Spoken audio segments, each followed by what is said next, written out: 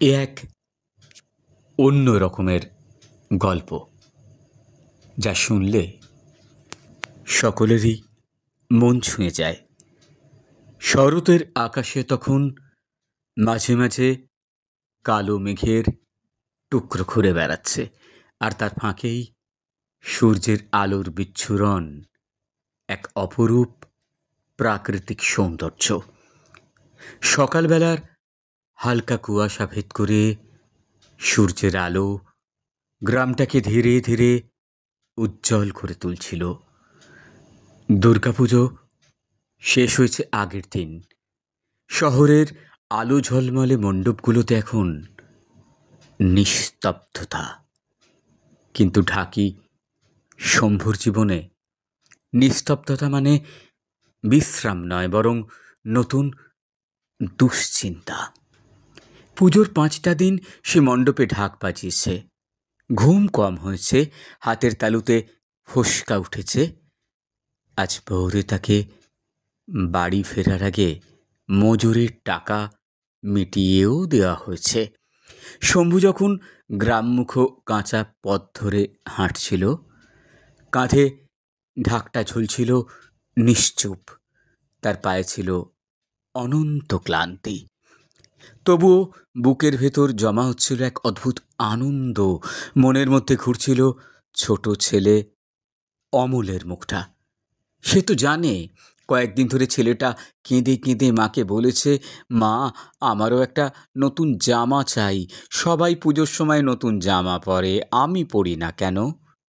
স্ত্রী মাধবী হেসে বলেছিল, তোর বাবার হাতে টাকা এলেই কিনবে রে।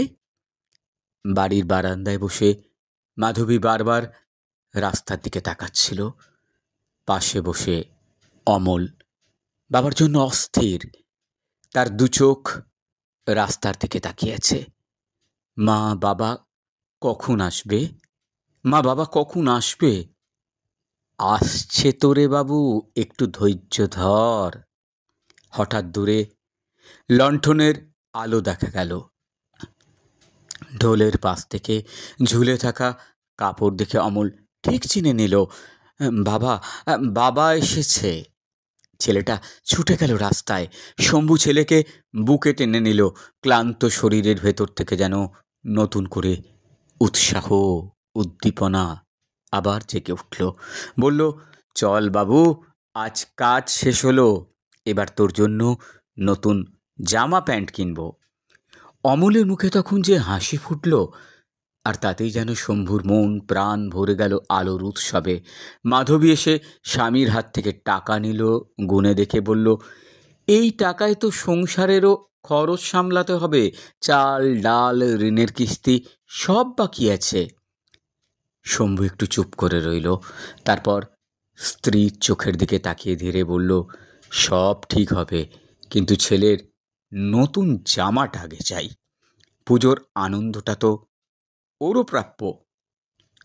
মাধবীর চোখে জল চলে এলো। কতদিন ধরে স্বামীকে শুধু পরিশ্রম করতে দেখছে, অথচ সংসারে সেই অনুযায়ী সুখ নেই। তবুও শম্ভুর মনের ভেতর সংসারের প্রতি কর্তব্য আর ছেলের প্রতি ভালোবাসা, যা সংসারের দারিদ্র্যকে অতিক্রম করে ছেলের মুখে হাসি দেখতে চায়। কিছুক্ষণ পরেই বাবা ছেলে গেল পাশের গ্রামের হাটে। শম্ভু ছেলের হাত ধরে জামা কাপড়ের দোকানে ঢুকলো। সারি সারি ঝকঝকে জামার দিকে তাকিয়ে অমলের চোখ বড় বড় হয়ে গেল। অনেকক্ষণ ধরে দেখার পর একটা নীল রঙের শার্ট পছন্দ করলো সে। বাবা, এটা নেব। শম্ভু দাম চুকিয়ে দিল। দোকানদার জামাটা প্যাকেট করে দিল।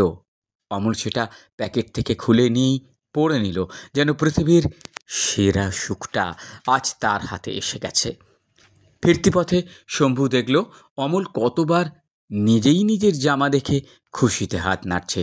সেসব দেখে শম্ভুর বুকের ভেতর থেকে একটা দীর্ঘশ্বাস বেরিয়ে এলো।